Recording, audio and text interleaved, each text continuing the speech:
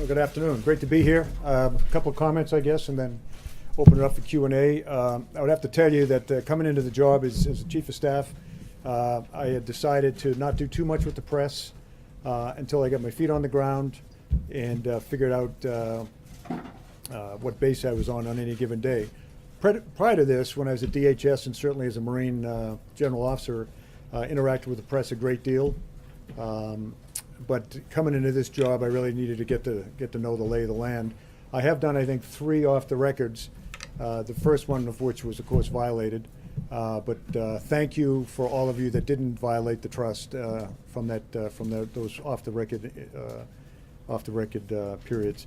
I would just offer to you that although I read it all the time, pretty consistently, I'm not quitting today.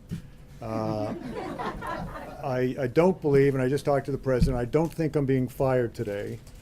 And I am not so frustrated in this job that I'm thinking of leaving. I would tell you, this is the hardest job I've ever had.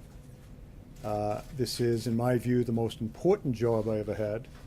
I would offer, though, it is not the best job I ever had. Best job I ever had, as I've said many times, is when I was an enlisted Marine sergeant infantryman. That was the best job I ever had. So unless things change, I'm not quitting, I'm not getting fired, and I don't think I'll fire anyone tomorrow. So with that, John. General Kelly, if I could, you said you're not so frustrated that you're thinking of leaving, but are you frustrated? No, I'm not frustrated. This is really, really hard work. Running the United States of America. I don't run it, but I'm working for someone who is dedicated to serving the country in the way that he's talked about for a number of years.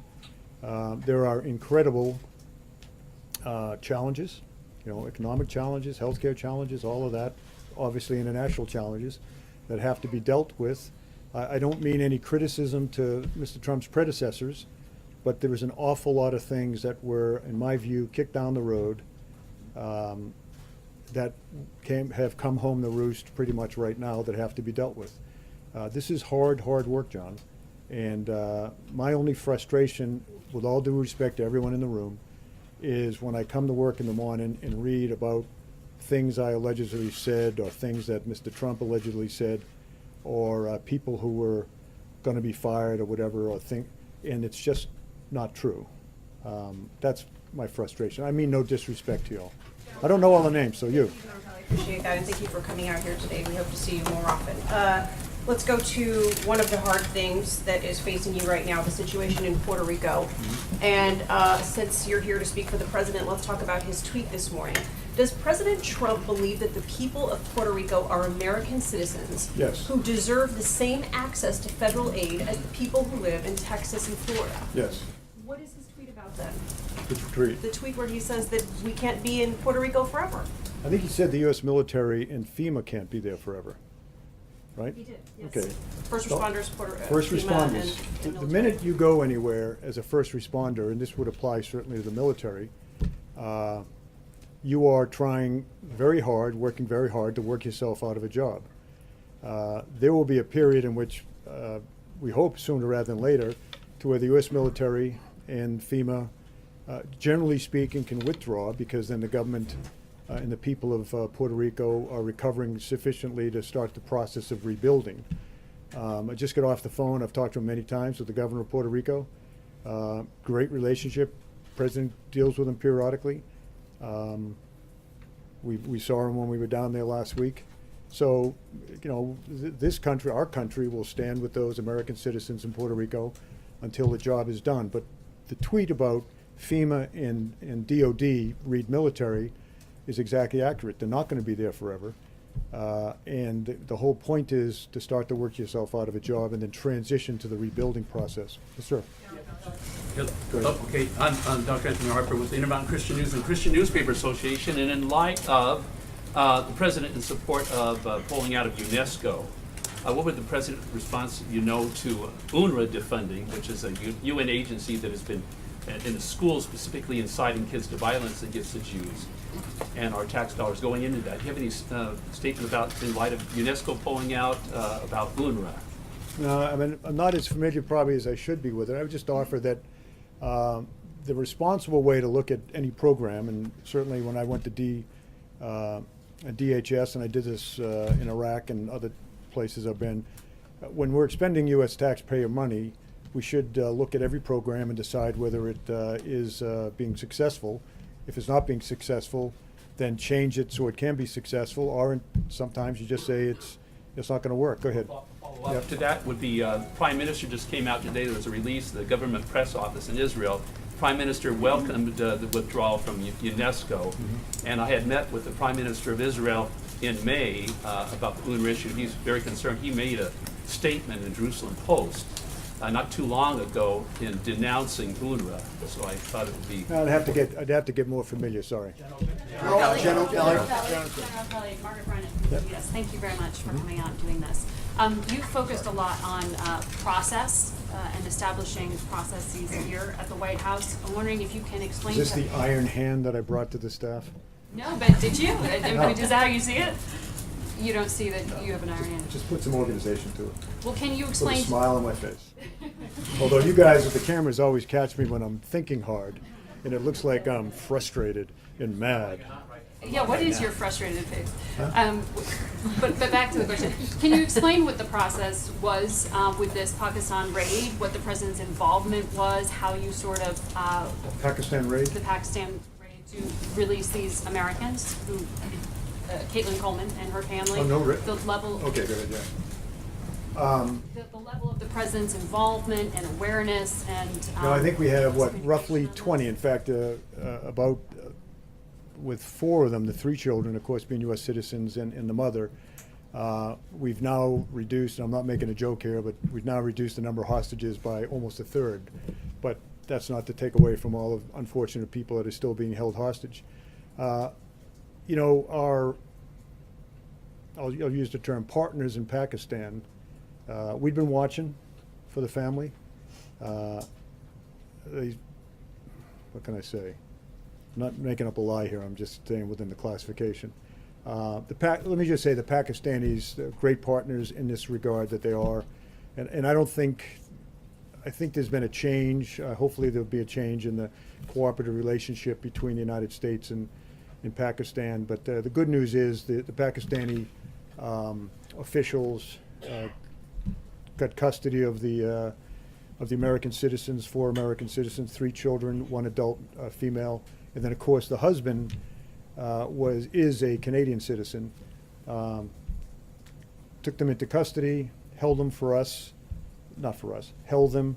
We had arrangements to transport them back to the United States or to Canada, any way they wanted to go. Medical treatment along the way. A lot of this, of course, would be psychological treatment. They've been essentially living in a hole for 5 years. I mean, that's the kind of people we're dealing with over there. Luckily, and thank God that the Pakistani officials have took them into custody, so to speak, from the forces of evil in that part of the world. And they're being cared for now as we speak. Can you speak though Thank about you, the General. president's role in that? As a flag rank officer, gentleman with knowledge of world affairs, certainly you know the quote from Prime Minister Macmillan, events, events, events. What are the events that keep you, let's say, concerned, awake at night, in terms of global affairs? Well, you know, I mean, they're the big ones. Actually, we get a nuclear threat from North Korea, a possible nuclear threat in time by the Iranians. You know, probably the biggest threat, the biggest concern, and it's not an immediate concern, if this continues in North Korea, if eventually other countries, I'll let it go at that, become nuclear powers. Obviously, we already have some out there. There'll be a real impetus for a lot of countries to develop or buy nuclear weapons. You know, I would tell you this, in spite of what someone reported the other day about President, and I don't think he'd mind my sharing this, what he's said to me many, many times, and to the group oftentimes. I hear him most say about nuclear weapons that wouldn't be great if we could get rid of them all, as opposed to we need 10 times more. So even more than when he references the maintenance of of nuclear weapons modernization. That doesn't mean increase in numbers. I hear him say more, talk more about, wouldn't it be great? How could we get rid of nuclear weapons? So not a lot keeps him up at night. I mean, the good news is out there, we have a great State Department doing the diplomacy thing night and day. As Jim Mattis and I have many, many times said when we were in uniform, if we don't fund the State Department properly, buy us more bullets. So out there in the world, you've got the State Department doing what it does every day, and all the rest of the great Americans that are working those kind of issues. And you got the U.S. military, the greatest military on the planet. We don't like to think in terms of things turning military, but that's always an option. The great thing about our military is it's a real deterrent factor around the world, whether it's nuclear deterrent or conventional deterrent. Right here. Just to get back to a thing that happened a couple of days ago. The president tweeted, the problem with agreeing to a policy on immigration is that the Democrats don't want secure borders. They don't care about safety for USA. Do you think that's a fair characterization? How I would put it is that there's an element within, first of all, let me step back and say, I believe that honest men and women can disagree on anything politically or otherwise. The one thing I draw a little bit of a line to is on the security of the nation. There are certainly people in our country that have the opinion that that open borders or near open borders are fine. People should be able to come and go. There are others, myself included. You can bet the president. But I think the majority of Americans feel as though security on the borders is important. Now, how you achieve that is a different story. I believe I have great relationships with the Mexicans. We have great relationships with the Mexicans on the border. They're in the counter drug fight with the United States. In fact, in my view, suffer more from the our drug demand, which we don't seem to address. We're trying to now under the Trump administration. But places like Mexico, Central America suffer more from our drug demand and do more in many ways to stop that drug flow than we do in our own country. I was recently down in Mexico before I took this job and flew into Sinaloa and saw Mexican military risking their lives, pulling out tens of thousands of poppy plants that are eventually turned into heroin and eventually consumed by Americans. But we need to secure our borders, and that includes the maritime, our ports. We have unbelievably dedicated men and women, CVP, DHS, that are doing that every day. We need to reinforce what they're doing down on the border. We definitely need more wall or physical barrier. We have about 600 miles of that border now secured by some type of physical barrier. By the way, the Secure Fence Act in 2006, you ought to check it out. Who voted for that? Certainly Senator Obama did, I believe, Senator Hillary Clinton, Senator Chuck Schumer, all voted for it. And we have a worse situation on our southern border. And I'm condemning Mexico here again. They're great partners, but we have a worse situation on our borders 10 years later, yet there's this unbelievable resistance to securing our border. And again, some of that is physical barrier. All of that for sure is people, technology, things like that. So we have to secure our borders. And this includes, as I say, our ports, New York, Boston, Houston. Don't have nearly the issues on the northern border with Canada. Great partnerships there. But the problem with our southern border is the drug flow and the illegal immigration flow rides on a network that right now comes up through into the Western Hemisphere from abroad, up through Mexico, Central America, Mexico, and into the United States. Got to do something about it. Yes, sir. You talk about frustrations. Peel back the curtain for us, since you're in a first row vantage point with the president. What are his frustrations right now? And secondly, a big decision that's going to be upcoming is the Fed chair position, possibly here in the next few weeks or upcoming months. Where does that stand? How actively is the administration engaging that at this moment? One of his frustrations is you, all of you, not all of you, but many of you. As I say, when I first started talking, again, I'm a reasonable guy, but when I read in the morning, I read well, I won't tell you what I read, but and watch TV in the morning, it is astounding to me how much is misreported. I will give you the benefit of the doubt that you are operating off of contacts, leaks, whatever you call them. But I would just offer to you the advice I'd say, maybe develop some better sources. Some person that works way down inside an office or just develop some better sources. The Congress has been frustrating to him. Of course, our government is designed to be slow, and it is.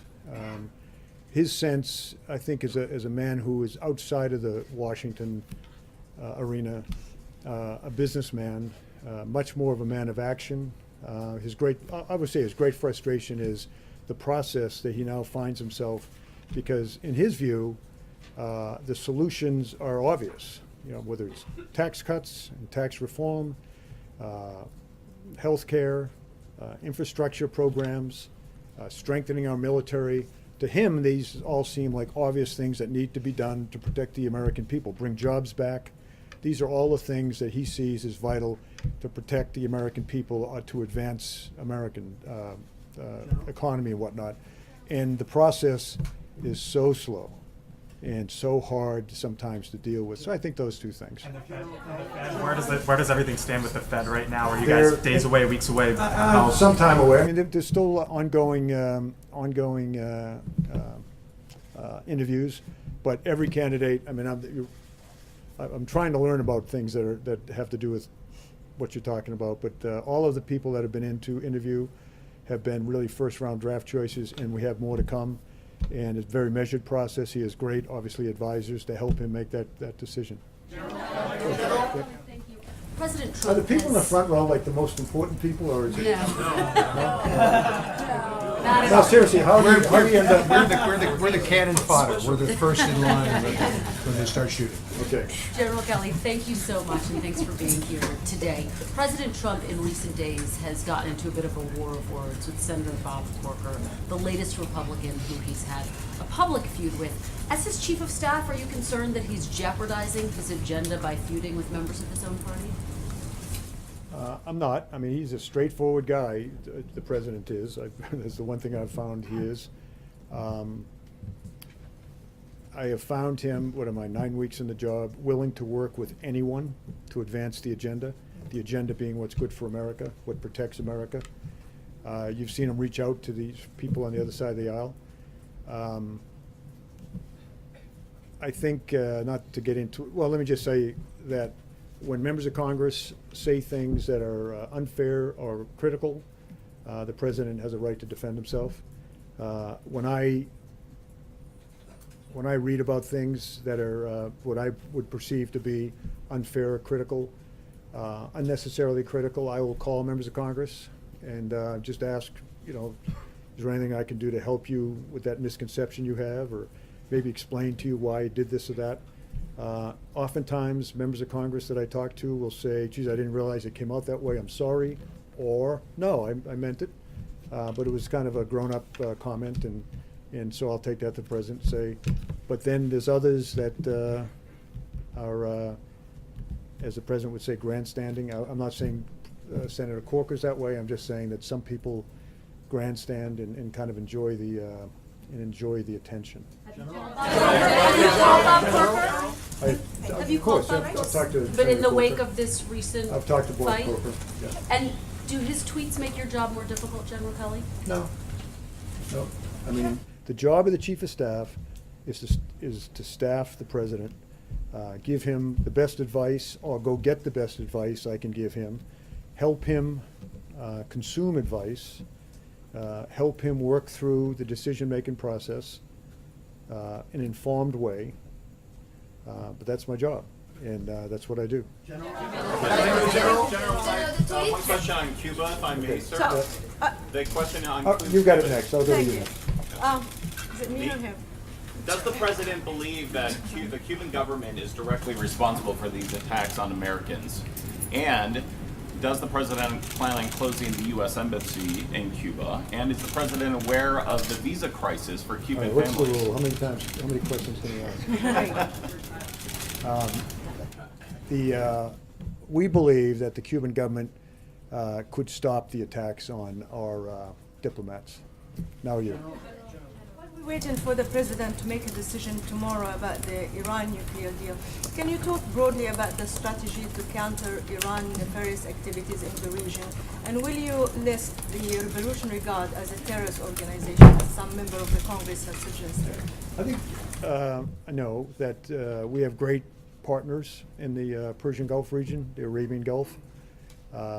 Clearly, we have a war that we're seeing every day being won in Iraq against ISIS. I mean, in the last 9 months, I never thought I'd ever feel sorry for them, but they're getting crushed every day. The caliphate's gone. We see them trying to escape from Iraq and get into Europe and places like that, which should cause Europeans much concern. But back on your question about Iran, the partners in the region we're very close with, great relationships with. We're out there. We have footprints on the ground, naval and air forces there, to just demonstrate our resolve, our friendship, and to try to deter anything that any country out there may do. So that's the approach we're taking to Iran right now. Clearly, the president has he's deep in thought, to say the least, about way ahead in Iran. And once again, he's not the only one that thinks that maybe the deal that was struck under the previous administration is a deal that, in the long term, even in the medium and long term, will protect America. Go ahead. Thank you, General. Sorry. I wanted to ask you about the effort to repeal and replace Obamacare. As we saw just a few moments ago, the president signed an executive order that he says will bring more choices for Americans, will lower premiums for Americans as well. It's October the 12th. He's been in office since January the 20th. Is there any particular reason why he didn't sign this executive order his first week in office?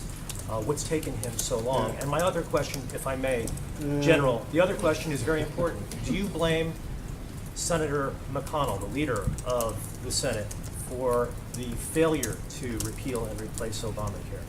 On the first question, and I came in late to all of this, but the idea was, and it is a great question, all of what was in that executive order today, there was a sense that had the big bill passed, all of that would have been taken care of. So since the big bill didn't pass, and we probably won't have a health care bill until, say, the spring, this was a way to take care of as many Americans as he could legally with an executive order. As far as the second question goes, the Congress is an extremely complicated. It's designed to be an extremely complicated, slow-moving part of our government. I have nothing but respect for members of Congress and the staffs that work so hard for them.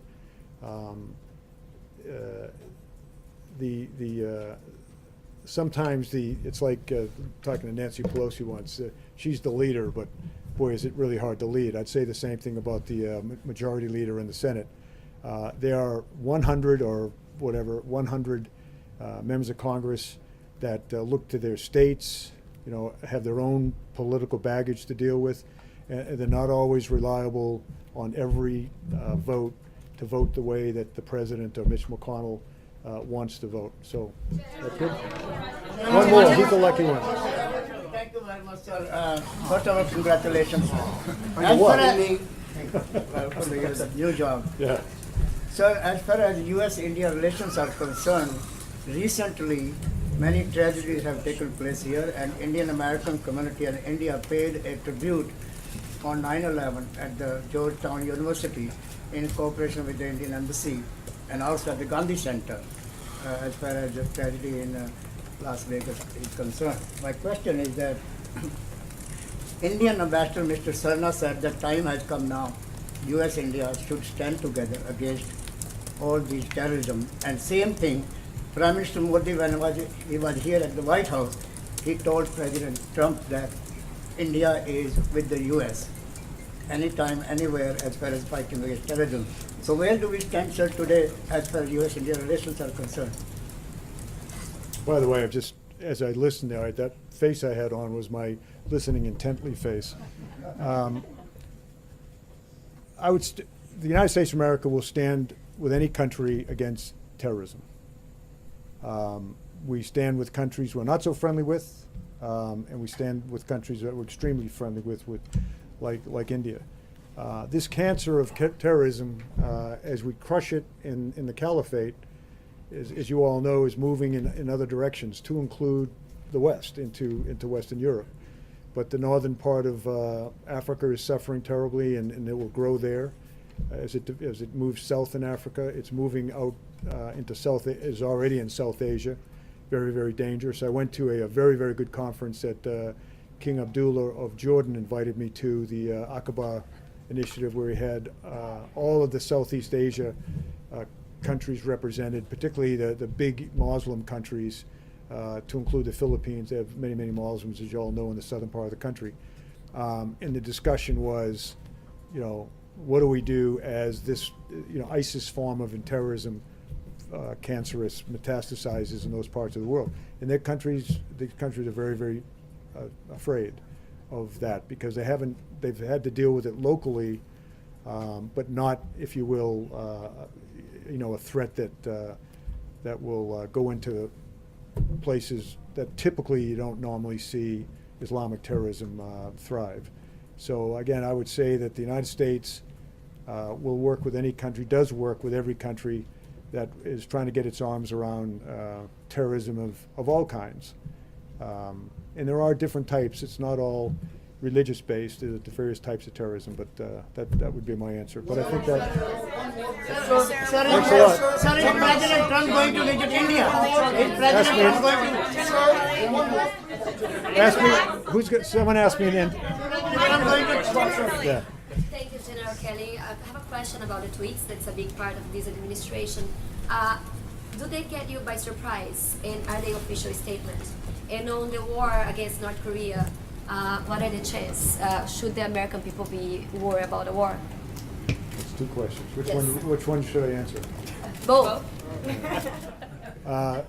The American people should be concerned about a state that has developed a pretty good ICBM capability and is developing a pretty good nuclear reentry vehicle. I would believe, I think I speak for the administration, that state simply cannot have the ability to reach the homeland, and for that matter, the homeland. Right now, there's great concern about a lot of Americans that live in Guam.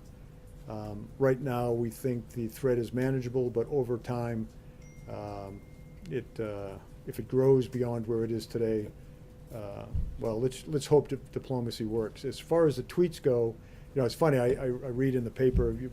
You all know, you write it, that I've been a failure at controlling the president, or a failure at controlling his tweeting and all that. I was not sent in, or I was not brought to this job to control anything but the flow of information to our president, so that he can make the best decisions.